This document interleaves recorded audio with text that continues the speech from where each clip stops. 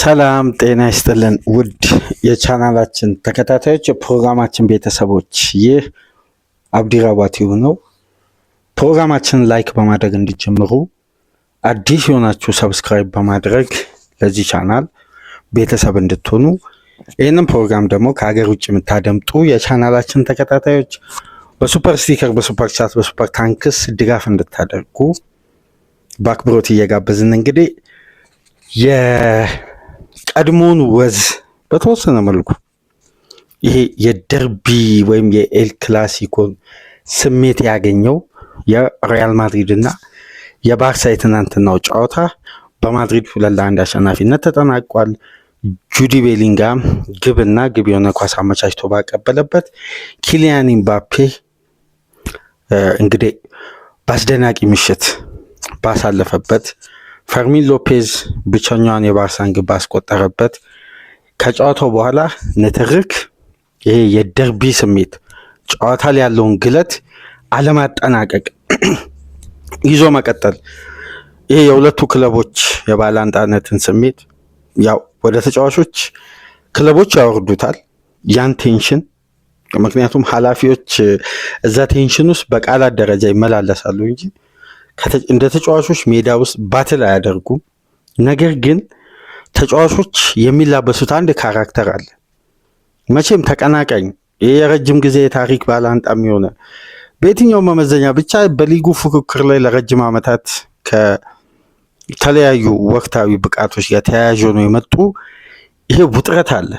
በቅርብ ዓመቶች ደግሞ አንድ የተፈጠረ ከባድ ውጥረት አለ። የማል ከእድሜው በላይ አስደናቂ ክህሎት፣ ከእድሜው በላይ አስደናቂ ብቃት፣ ከእድሜው በላይ ስኬቶችን አንድ ተጫዋች በእግር ኳስ ለሚጫወትበት ክለብ ማሳካት ያለበትን አብዛኛውን ስኬት ማሳካት የቻለ በክለብ ደረጃ ሳይሆን በአገሩ ይህን ስኬት ማጣጣም የቻለ ተጫዋች አለ። በተቃራኒው ደግሞ በጣም በቶፕ ሌቭል ላይ ደግሞ ተገኝቶ ያንን ደረጃ ሁሌ በዋንጫ እያደሰ ክብሮችን እያገኘ አልፎም በባለንዶር ተደጋጋሚ ሽልማት ፕራይም ታይሙን መጠቀም የሚፈልገው ደግሞ ኪሊያን ኢምባፔ አለ። እድሜ አይደለም ወቅታዊ ብቃትና ያሉት የሚገኙበት የቡድን ስታንዳርድ ግን ሁሌም ይህን ውጥረት እያጋጋለ ከክለብ አልፎ ሀገራት ደርሷል። ታስታውሳላችሁ በዩሮ 2024 የማል ፈረንሳዮችን በጣም ይሄ እግር ኳሳዊ የሆነ ከባድ ድል አስመዝግቦ ነው ስፔንን ወደ ፍጻሜ ማሻገር የቻለው። አድሪያን ራቢዮን እንደምታስታውሱት ከጨዋታ በፊት የማልን ተችቶ አስተያየት ሰጠ። የማል በአስደናቂ ግብ በውጤት ለራቢዮ ምላሽ ሰጠ። በ16 ዓመቱ የዩኤፋ ዩሮ 2024ን አሸንፎ ሙሉ የፈረንሳይ ሚዲያን ነበር አፍ ያዘጋው። ዘንድሮ ግን ይህ ጉዳይ አልፎ የባለንዶር ሽልማት ላይ ተጨምር ከባድ ተጽዕኖ ነበር። የፈረንሳይ ሚዲያን ጨምሮ በመላው ፈረንሳዊ ጋዜጦች፣ ፈረንሳይ መጽሔቶች፣ የፈረንሳይ ሚዲያ ሁሉም በፈረንሳይ ተጫዋቾች፣ አሰልጣኝ ለዴምቤሌ የነበረው ተጽዕኖ በብቃቱ ብቻ ሳይሆን እዛ የያማልም ቴንሽን አለ ይህን ጉዳይ ይዞ የመጣው። እነዚህ ሁሉ ውጥረቶች ደግሞ ድምር ውጤታቸውን ይዘው ወደ ክለብ ደረጃ መጥተዋል። እንደምታውቁት ዴምቤሌ በጣም የኪሊያን ኢምባፔ ቅርብ ጓደኛ ናቸው። አብረው ነው በፒኤስጂ ቆይታ ነበራቸው። ለዴምቤሌ ባለንዶሩ 100% ከዛም በላይ ይገባው ነበር። ግን ውጥረቱ የጀመረው ይሄ ስፔን እና ፈረንሳዊ መሀል ያለው ስሜት የማል በባርሳ ቤት ብቅ ካለበት ጊዜ ጀምሮ፣ ኪሊያን ኢምባፔ ወደ ማድሪድ ከመጣበት ጊዜ ጀምሮ ይሄ ውጥረት አለ። ከብሔራዊ ቡድን ወደ ክለብ፣ ከክለብ ወደ ብሔራዊ ቡድን እየተዘዋወረ የመጣ ቴንሽን አለ። እድሜና ወቅታዊ ብቃት በእድሜ ልዩነት አለ፣ ከፍተኛ ልዩነት አለ። ግን ወቅታዊ ብቃት ደግሞ የተጫዋቾችን የግል ብቃትን መሰረት ያደረገ ደግሞ የክለቦች ፍትጊያ አለ። ይሄ ውጥረት እያለ ነው እንግዲህ ይሄ ኤል ክላሲኮ በጊዜ የተደረገው። ኤል ክላሲኮ ያለፉትን ጊዜያት ስናይ የኤል ክላሲኮ ወዛቶ በቃ እግር ኳሳዊ ነበር፣ አንዱ ቡድን የሚያሸንፍበት። ግን ታስታውሱ እንደሆነ የሜሲና የሮናልዶ ያን ኤል ክላሲኮ ድባብ ለማግኘት እኔ በበኩሌ ድጋሚ የሚመጣ አይመስለኝም። ያ ድባብ ያ ከ10 ዓመት በላይ ኤል ክላሲኮ 15 ቀን ሲቀረው 20 ቀን ሲቀረው በጉጉት የሚጠበቀው አንዲት 90 ደቂቃ ናፍቆት የሚጠበቅ ከየትኛውም ዓለም አቀፍ ጨዋታዎች ሁሉ የዓለም ቲቪ በአንድ ወቅት እንደምናስታውሰው የክለቦች ጨዋታ ላይ የሪከርድ የቴሌቪዥን ሽያጭ የተመዘገበበት ነበር። ወደ 780 የዓለማችን ሚሊዮን ሕዝብ የተመለከተው ኤል ክላሲኮ ነበር እና እንደዛ አይነት ፉክክር ነፍስ ዘርቶ ዳግም ይመጣል ብዬ አላስብም። ግን ያ ኤል ክላሲኮ ላይ ከሚወደዱ ጉዳዮች መካከል አንዱ ይሄ ውጥረት ነው። በቃ የደርቢ ውጥረት፣ ጨዋታው ማልቆ ጸብ አይጠፋም። ከጨዋታ በፊት የቃላት ምልልሱ አይጠፋም። በተለይ በተጫዋቾች መካከል ክለቦች በቃ ይሄ የሚዲያ ባለሙያዎች የሚሸጡት በቃ ምርጥ ሽያጭ አለ በመላው ዓለም ስለ ሁለቱ ክለቦች እርስ በርስ ግን በዛ ውጥረት ውስጥ ሆኖ የተደረገ ጨዋታ መሆኑ ትኩረቱን በተወሰነ ደረጃ ካለፉት ዓመታት አግኝቷል። የካርሎ አንጀሎቲ ስብልብትን ያፈጠነው የባርሳ የ4 ተከታታይ የኤል ክላሲኮ ድል አለ በተጠናቀቀው የውድድር ዓመት። በዘንድሮ የውድድር ዓመት ደግሞ በስፔናዊ አይደንቲቲ የሚገነባው የሪያል ማድሪድ አዲሱ ቡድን በዛቪ አሎንሶ እየተቃኘ አለ። እዚህ ጋር ደግሞ ባርሳ በጉዳት እየተተራመሰ ባላንሱን እያጣ የመጣበት ወቅት ነው። ጉዳዮች ሁሉ ተጧጥፈዋል። ሁለቱም ክለቦች ውስጥ ውስጣዊ አንዳንድ መፈታት ያለባቸው ጉዳዮች አሉ፣ እግር ኳሳዊ ጉዳዮች። በእነዚህ ሁሉ ሁኔታ ውስጥ ሆኖ የተደረገው ኤል ክላሲኮ ግን ለዛቪ አሎንሶ ፍጹም ያለፉትን ዓመታት የባርሳን የበላይነት በአንዴ ሽፍት ያደረገም ድል ነው። በነገራችን ላይ በጣም ሽፍት ያደረገ ለምሳሌ ካለፉት 8 የኤል ክላሲኮ ግንኙነቶች 7ቱ በባርሳ አሸናፊነት የተጠናቀቀው። ይህን እውነታ ለተመለከተ የትናንት ምሽቱ ድል ለማድሪድ ለሎስ ብላንኮስ በጣም ትርጉም ነበረው። ለዛም ነው ከጨዋታው በፊት የተደረጉ ጉዳዮችን በማስታወስ ተጫዋቾች ከጨዋታው በኋላ የቃላት ጦርነቱ ተጧጥፎ ተጫዋቾች በቀይ ካርድ ወጡ፣ ቴንሽኑ ከፍ አለ፣ የጨዋታው ግለት። እንግዲህ ኤል ክላሲኮ እንዲህ አይነት ውጥረት የተሞላበትን ሁኔታ ካየ ሰንበትበት ብሏል። የኤል ክላሲኮ ወዝ ጠፍቶ ነበር። አንዳንድ ከዕለታዊ ብቃት መነሻ ተደርጎ መነጋገሪያ ርዕስ እንጂ የማይዘልቅ በቃ የ90 ደቂቃ የሜሲና ሮናልዶ ከጨዋታው በፊት ያለው ንትርክ፣ ውጥረት፣ ተጠባቂነቱ ኤል ክላሲኮ ጨዋታ በነገራችን ላይ በተወሰኑ ጊዜያት በቀጥታ በባለንዶር ምርጫ ላይ ጭምር ልክ እንደ ሻምፒዮንስ ሊግ ልክ እንደ ዓለም ዋንጫ እንደ ዩኤፋ ዩሮ ውድድር ተጽዕኖ ነበረው፣ ቮት ነበረው ኤል ክላሲኮ ጭምር። በዚህ ደረጃ ነው የዚህ የሁለቱ ክለቦች 290 ደቂቃ በሊጉ የሚያደርጉ ጨዋታ ትኩረት የሚስበው እና በመጨረሻም እንግዲህ ማድሪድ በአዲሱ አሰልጣኝ በዛቪ አሎንሶ ጣፋጩን ድል ከጨዋታ ብልጫ ጋር አስመዝግቧል። ባርሳ ሌቫንዶስኪ፣ ዳኒ ኤልሞ፣ ራፊኛ እና ሌሎችም ተጫዋቾች ጨምሮ በጉዳት አለመኖራቸው ባርሳ ላይ ከፍተኛ ተጽዕኖ በፈጠረበት፣ ሪያል ማድሪድ ግን አሁን ይሄ ሪትም የምንለውን ይሄ ኦርጋናይዜሽን ፍሉዲቲ እያልን የምናነሳቸውን የቡድን ቅንጅትን በባህሪ ደረጃ መላበስ የጀመረበትን ማረጋገጫ የሰጠን። ለማረጋገጫነት ትላልቅ ጨዋታ ይጠበቁ ነበር። ለምሳሌ ማድሪድ ደርቢ ላይ ማድሪድ ሲሸነፍ ኦርጋናይዜሽን ይጎለዋል፣ ፍሉዲቲ፣ ይሄ ኮንሲስተንት፣ የተለያዩ ጥያቄዎች ተነሱ።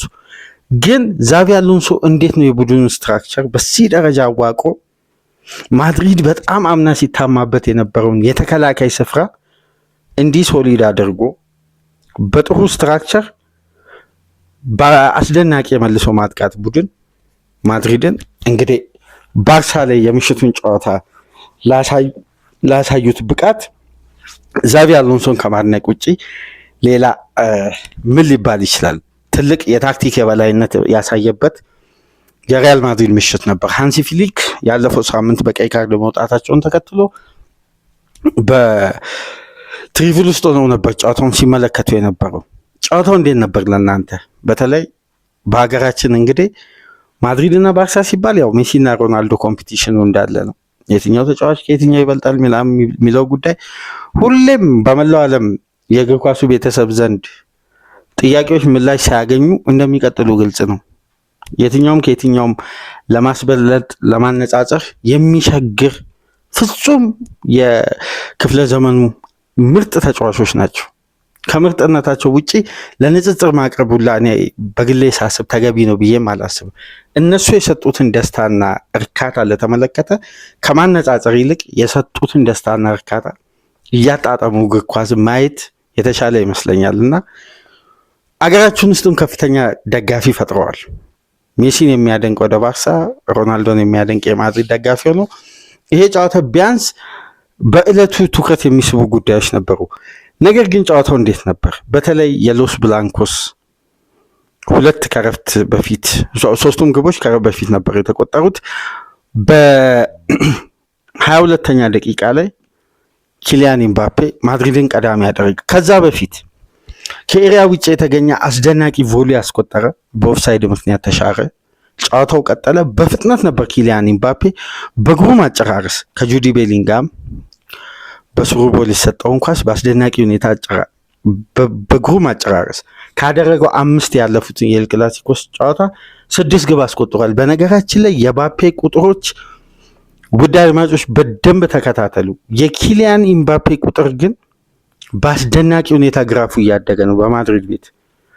ይሄ ተጫዋች በዚህ ብቃቱ ቡድኑ ደግሞ በዚህ ውጤት ከቀጠለ ያሰበውን ስኬት የማሳካቱ እድል በክለብ ደረጃ በጣም ከፍተኛ ነው። የክለቡ ውጤታማነት በዚህ ደረጃ ከቀጠለ ማድሪድ እንደ ቡድን፣ ባፔ ደግሞ በግለሰብ እንደ ተጫዋች በቡድን ውጤት ውስጥ ተጽዕኖ እንደሚፈጥር ተጫዋች ደግሞ ይሄ ቁጥሮች የሚቀጥሉ ከሆነ ኪሊያን ኢምባፔ በውድድር ዓመቱ መጨረሻ ባሰበው ደረጃ ስኬታማ ሊሆን ይችላል። አስደናቂ ጥምረት ነው የአሎንሶና የዛቪ አሎንሶና የኪሊያን ኢምባፔ እና 22ኛ ደቂቃ ላይ ኪሊያን ኢምባፔ 6ኛውን የኤል ክላሲኮ ግብ በግሩም ሁኔታ አስቆጠረ። ጨዋታው ቀጠለ። ማድሪድ ተደጋጋሚ ሙከራ በመልሶ ማጥቃት ያደርጋል።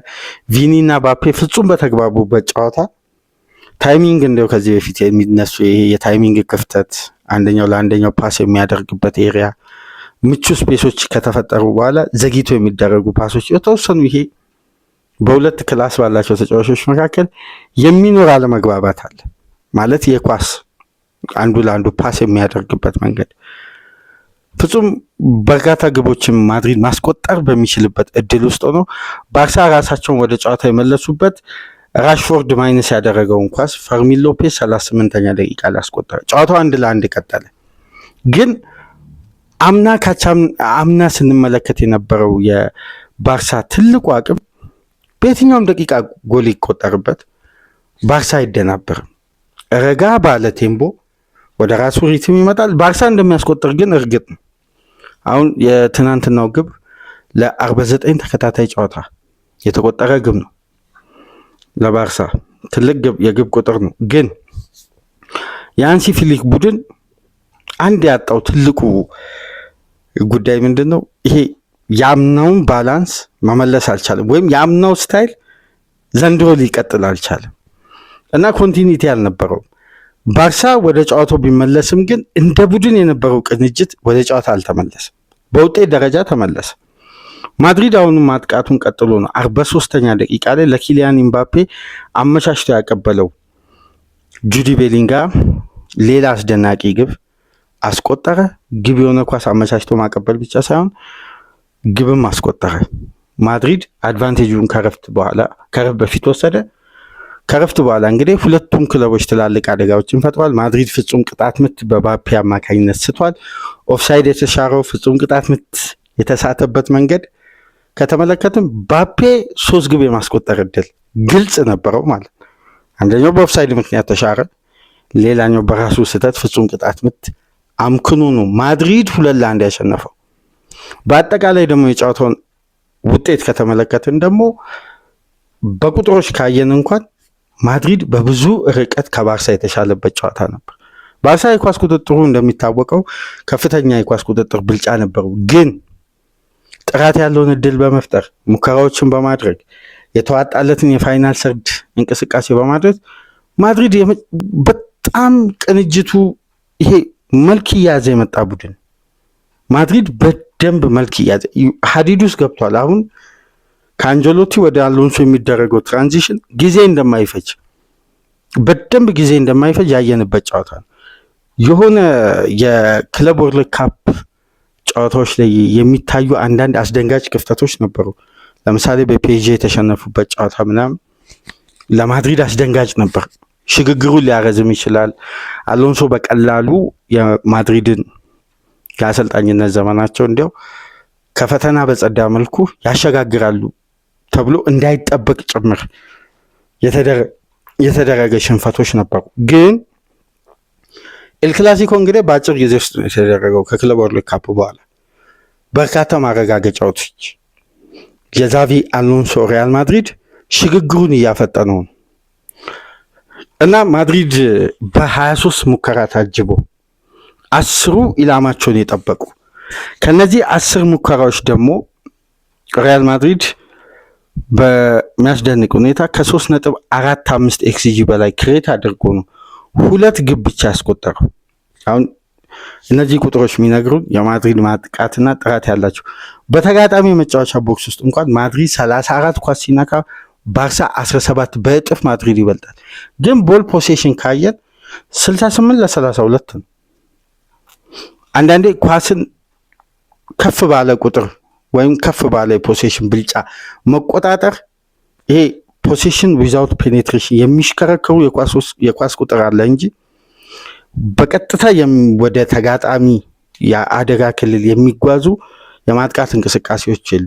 ይሄ የቡድኑን የማጥቃት እንቅስቃሴ ላይ አንደኛ የማድሪድ የዲፌንስ ስትራክቸር የነ ዲን ሆይሰን እንቅስቃሴ በትናንትናው ዕለት የሚያስደንቅ ነበር። ይሄ የቀድሞ የበርንማውዝ ተጫዋች ትላልቅ ክለቦችን አልፈልግም ብሎ ወደ ሪያል ማድሪድ የተዘዋወረው የነ ካራሬስ በግራ ፉልባክ የነ ቫልቬርዴ በቀኝ ፉልባክ በኩል የነበራቸው ሚና እነ ኤደር ሚሊታው ግሩም ቅንጅት ነበር። እነዚህ 4 ተከላካዮች የማድሪድ ባክፎር አስደናቂ ነበር። በተለይ ካቫሚንጋ ካለ ማድሪድ አማካዩ ይሄ ጤናማ ፍሎ ለማድረግ አይቸገርም፣ ሽግግር ለማድረግ አይቸገርም።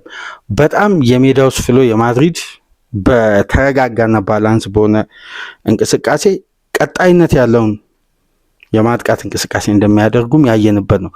በቹዋሚኒ የታገዘው የአማካይ ስፍራ በአርዳ ጉለር እና ካቫሚንጋ 2 የግራ እግር ቴክኒሻል ተጫዋቾች ከነሱ ፊት ለፊት አንድ ስቴፕ ደግሞ በእንግሊዛዊው ታጋይ ድካም አልባው በፕሬሲንጉ በመንጠቁ የግብ እንቅስቃሴ ላይ ደግሞ ክሬቲቭ በመሆን በሁሉም ረገድ ፋይናል ሰርድ ላይ ደግሞ በአዲስ መልኩ የተወለደው የቤሊንጋም ምሽት ነበር። በደንብ አድማጮች የምታስታውሱ ከሆነ ይሄ ተጫዋች ከትከሻ ጉዳት ከተመለሰበት ጊዜ አንስቶ ማርካን ጨምሮ ተውት የባርሳ ተነባቢ ጋዜጦች እነ ሞንዶ ዲፖርቲቮ እና ስፖርት የሚባሉ ጭምር የቤሊንጋምን ጉዳይ ይሄ ቆይታውን ይሄ ቀጣይ የማድሪድ ቤት ቆይታውን ጭምር ጥያቄ ውስጥ የሚያስነሳ ይሄ ተራ አሉባልታ ሲጽፉ ነበር በዚህ ተጫዋች ዙሪያ። ከትከሻ ጉዳት በኋላ ተጫዋቹ ለ6 ተከታታይ ጨዋታ ላይ ግብ ተሳትፎ ማድረግ አልቻለም። ግብ አላስቆጠረም፣ አሲስትም አላደረገም። ተቀይሮ የሚገባባቸው ጨዋታዎች ነበሩ፣ ቋሚውን የሚጫወቱባቸው ጨዋታ የሆኑ ውዝግቦች የሆነ ቴንሽን እንዳለ ሲወራ ነበር። ግን የትናንትናው ሚና አሁን በትሪያንግል በነበረው እንቅስቃሴ ልክ ከአርዳ ጉለር እና ከካቫሚንጋ አንድ ስቴፕ ወደፊት የዛቪ አሎንሶ ቡድን በ4-3-1-2 ፎርሜሽን ነበር የገባው። ከቹዋሚኒ ከካቫሚንጋ ከአርዳ ጉለር ፊት ለፊት አንድ ስቴፕ ቤሊንጋም ነበር፣ ከሱ ፊት ነው ቪኒ እና ባፔ ነበሩት። እና ይሄ ሚና ይሄ የፋይናል ሰርድ የባርሳን ከራሳቸው የመጫወቻ ክልል መስርቶ የሚወጡበትን መንገድ በአጠቃላይ ፕረስ እያደረገ የባርሳን ቢልዳፕ ሲረብሽ ነበር። ባርሳ ቢልዳፑ ከተስተካከለ ሂደቱን በአግባቡ ወደ ፋይናል ሰርድ ወደ ሚድ ሰርድ ይዞ ከገባ ባርሳን ከዛም በኋላ ማቆም ይከብዳል። ያን ትራንዚሽን እንዳይፈጸም ደግሞ የአውሬሊዮ ቹዋሚኒ አግሬሲቭ መሆን፣ የካቫሚንጋ የጋራ ኳስን የማሸነፍ፣ የአርዳ ጉለር ትራንዚሽኖችን የማስቀጠል፣ የቤሊንጋም ፕሬሲንግ ውጤታማ የነበረበት ምሽት ነው።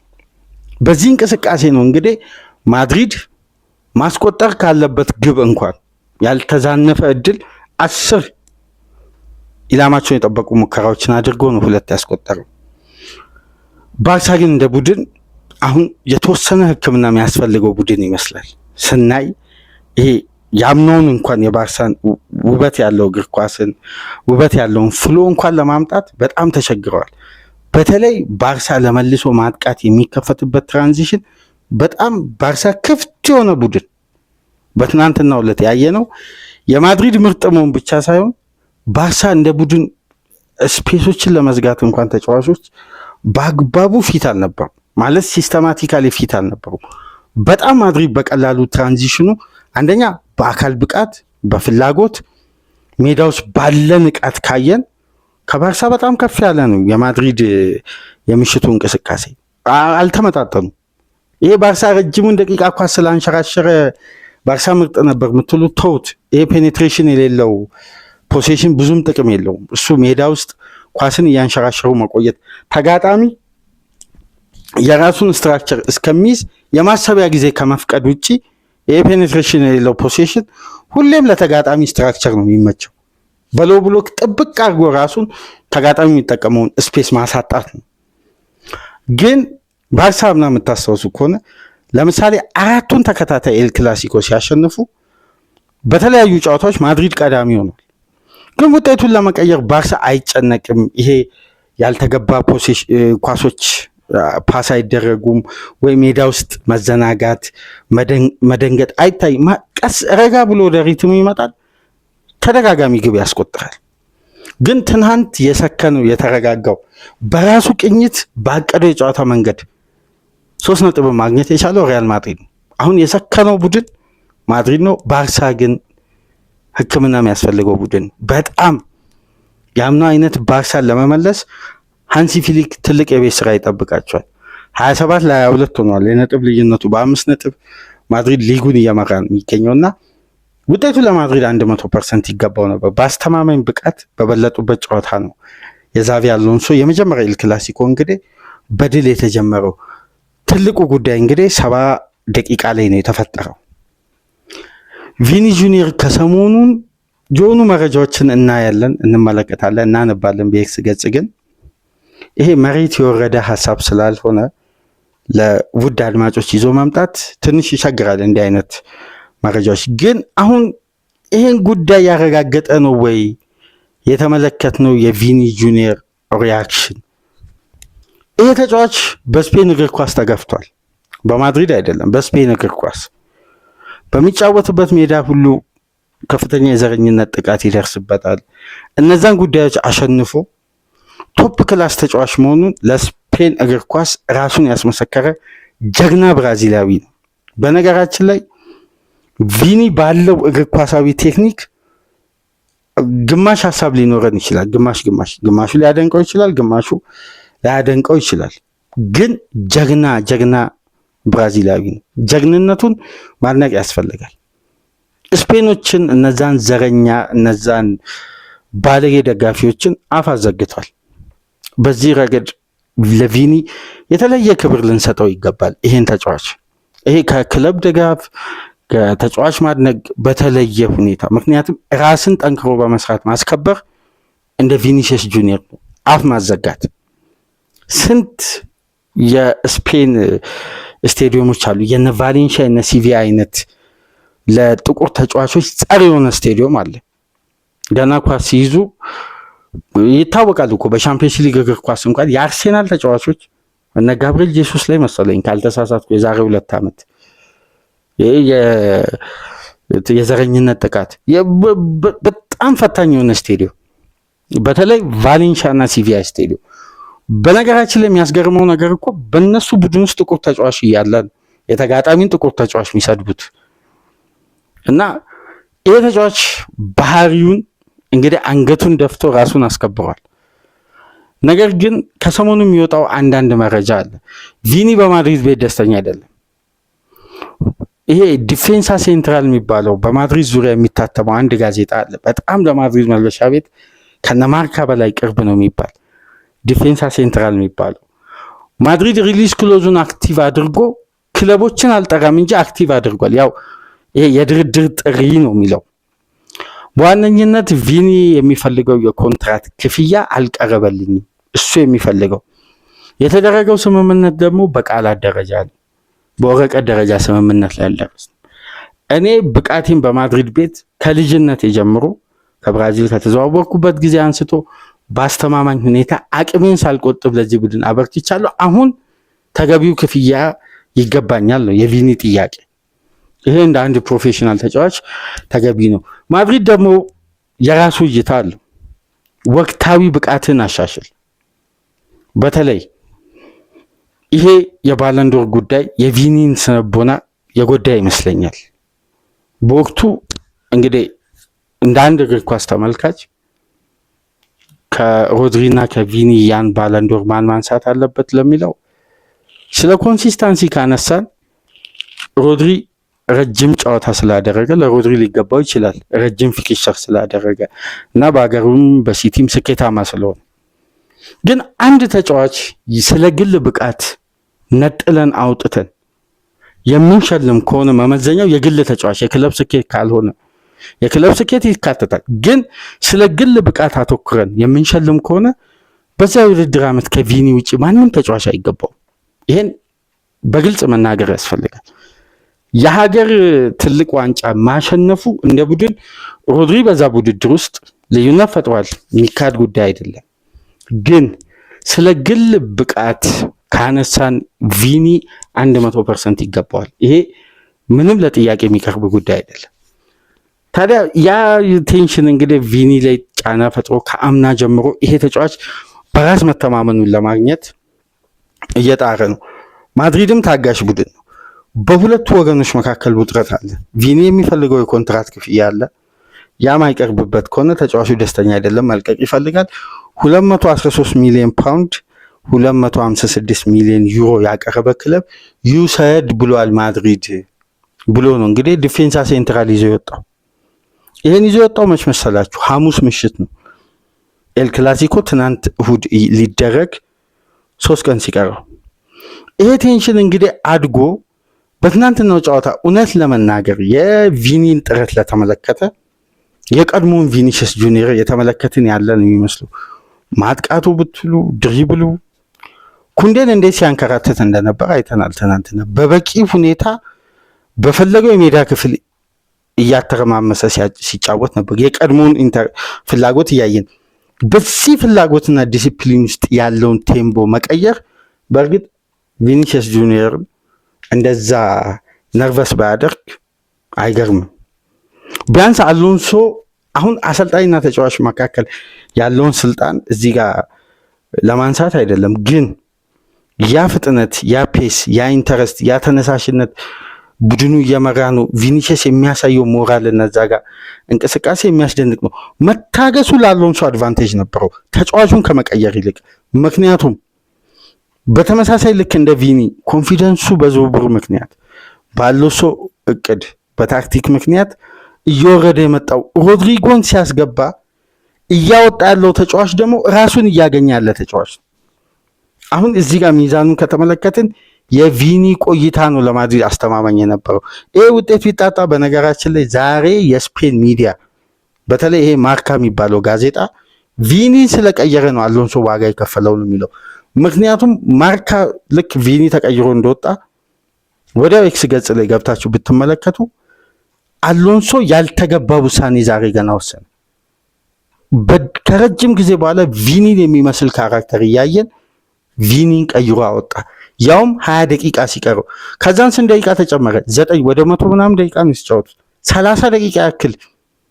አሁን ሮድሪጎ ከዛች አንድ ኢላማውን የጠበቀ ሙከራ ውጪ ከቅጣት ምቱ ጋር ስናነጻጽር በቪኒ የትናንትናው ፍላጎት ያን የሮድሪጎን ኳስ ቪኒሲየስ ቢያገኝ የማስቆጠር እድሉ ለኔ በጣም ሰፊ ነው። በትናንትናው የተጫዋቹ ብቃት በወቅታዊ ሳይሆን እና መቀየሩ ተጫዋቹ የራሱን ብቃት ራሱ ያውቃል። ሜዳ ውስጥ ጥሩ ካልሆነ ያው ተነሳሽነት ይወርዳል።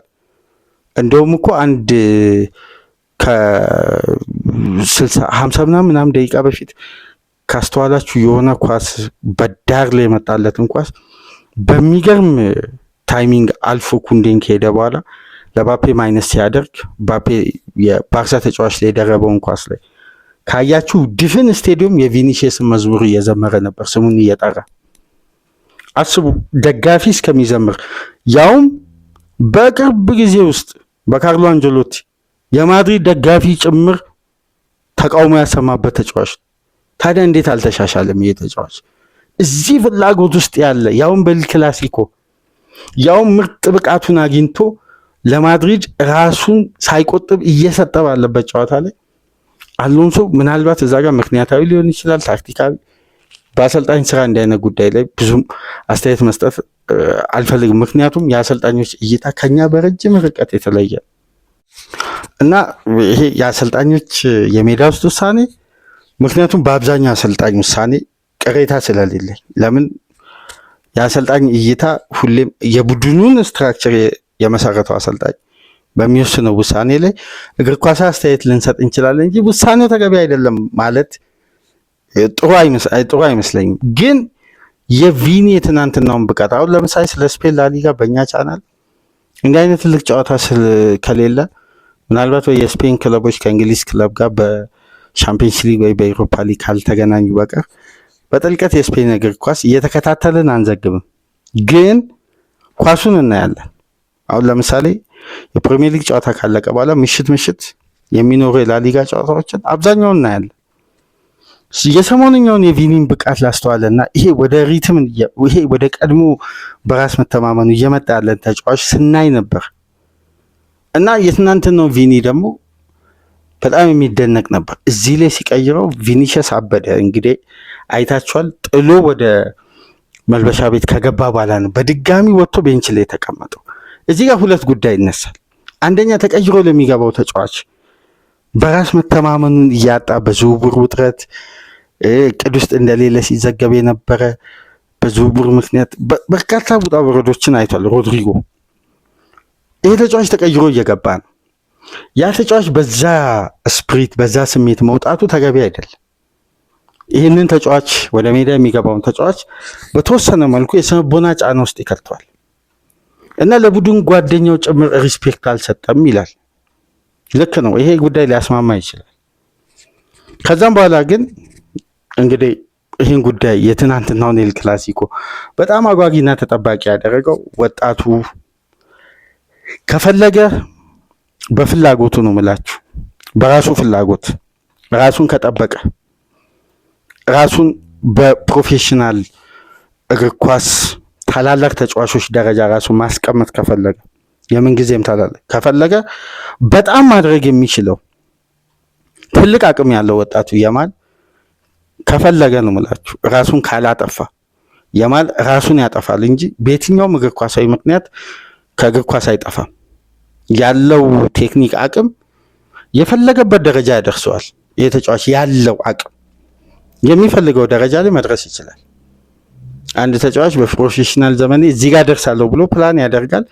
ያማል የፈለገው ደረጃ ላይ መድረስ ይችላል ራሱን ከእግር ኳስ ካላጠፋ በቀር እና የተጫዋች ነው። ከጨዋታው በፊት ሰምታችኋል። ከአንድ የባርሳ ቲቪ ጋር ባደረገው ቆይታ ማድሪዶችን እንግዲህ በጣም እልህ ውስጥ የከተተ ማድሪዶች ለካስ የጨዋታው የመጨረሻ ደቂቃ ከዳኛው የሚሰማውን ፊሽካ እየጠበቁ ነበር። ልክ ጨዋታውን ዳኛው እንዳጠናቀቁ የማድሪድ ተጫዋቾች ትኩረታቸው የማን ነበር?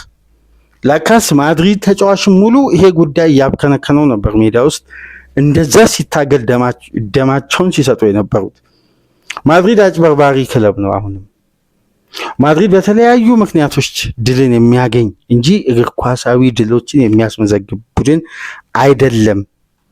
እገዛ ምክንያታዊ እገዛ አለው የሚል ጠንካራ ትችት አቀረበ። ማድሪድ ከተባለ ተጫዋቾቹም ናቸው። ይሄ ጉዳይ እንግዲህ የክለቡን አምበል እነ ዳኒ ካርቫልን ቤንች ላይ ሆኖ ጭምር የብሔራዊ ቡድን ጓደኛው በከፍተኛ ሁኔታ እንግዲህ ሲከነክኗቸው እንደቆየ ነው የተመለከትነው። ልክ ጨዋታው እንደተነፋ ካርቫል ሄደው ወደ ያማል ጋር ነው። ከጨዋታው በኋላ እንግዲህ አሁን በደንብ አውራ አይነት ነገር ቪኒሺየስን በተመሳሳይ የቪኒና የያማልማ እስከ መልበሻ ቤት ድረስ እልህ መተናነቅ ውስጥ እልህ ውስጥ መጋባት፣ መልበሻ ቤት ድረስ ጸብ የመፈለግ ጉዳይ ምናምን ሚዲያ በተለያየ መልኩ እየጻፈ ነው። የሁለቱ ውጥረት ቀጠለ። በየማል አስተያየት ከ70 ደቂቃ በኋላ ተቀይሮ የወጣው ቪኒ እንደገና ድሉ ላይ ደግሞ ይሄ ጉዳይ ተፈጠረ። ሁለተኛው ግብ ጠባቂ ሉኒ በቀይ ካርድ ወጣ። በዛ በኩል ደግሞ ፔድሪ በሰራው ጥፋት በሁለተኛ ቢጫ ካርድ ከሜዳ ወጣ። ይሄ የኤል ክላሲኮ ወዝ ውጥረት የተሸከመው የትናንት ምሽቱ ጨዋታ እንግዲህ በማድሪዶች 2-1 አሸናፊነት በሱፐርስታራቸው በኪሊያን ኢምባፔ እና በጁዲ ቤሊንጋም 2 ግቦች ታግዘው ጣፋጩን 3 ነጥብ በባርሳ ላይ ተቀናጅተዋል። ከ4 ተከታታይ ኤል ክላሲኮ ሽንፈት በኋላ እነዚህ 2 ተጫዋቾች አስደናቂ ድል፣ ጣፋጭ ምሽት በበርናባዩ ፍሎሬንቲኖ ፔሬስ በዛ በተከበረው ቦታቸው ላይ ከዮዋን ላፖርታ ጋር በተቀመጡበት ይህን ድል ማየት ለ1 ዓመት ባልቻሉበት የሁለቱ ግንኙነት እንግዲህ የመጀመሪያ የዘንድሮ የ2025-26 ግንኙነት በወጣቱ በአዲስ ቅኝት በአዲስ ያጫወት መንገድ ወደ ነጩ ቤት የተመለሰው ዛቢ አሎንሶ የመጀመሪያውን ኤል ክላሲኮ በግሩም የጨዋታ ብልጫ 2-1 አሸንፏል እና ያን ጨዋታ ይመስላል እንግዲህ በእንዲህ መልኩ የተመለከትነው ምርጥ ኤል ክላሲኮ አየን። ማድሪድ 100% ድሉ ይገባው ነበር። ባርሳ ግን በደንብ ወርዶ ራሱ ማከብ አለበት። በጣም እንደዚህ አይነት ባርሳ ምናልባት በሃንሲ ፍሊክ ውስጥ አልተመለከትንም እና ጠንክሮ መስራት የሚጠበቅባቸው ወቅት ነው የሚሆነው። በአጠቃላይ ማድሪድ 27 ነጥብ ላይ መሪነቱን ያጠናከረበት በ5 ነጥብ ከባርሳ ያሰፋበት ድል ይህን ይመስል ነበር። ፕሮግራማችን ላይክ አድርጉ። አዲስ የሆናችሁ ሰብስክራይብ፣ ከሀገር ውጭ የምታደምጡ ደግሞ በሱፐር ስቲከር፣ በሱፐር ቻት፣ በሱፐር ታንክስ ድጋፍ አድርጉ። አርሴናል በፓላስ ላይ፣ ማድሪድ በባርሳ ላይ የተቀናጁትን ድል ከሰኞ ንጋት ጀምሮ ወደ እናንተ በእንዲህ መልኩ አቀረብን። ሰላም ቆዩ።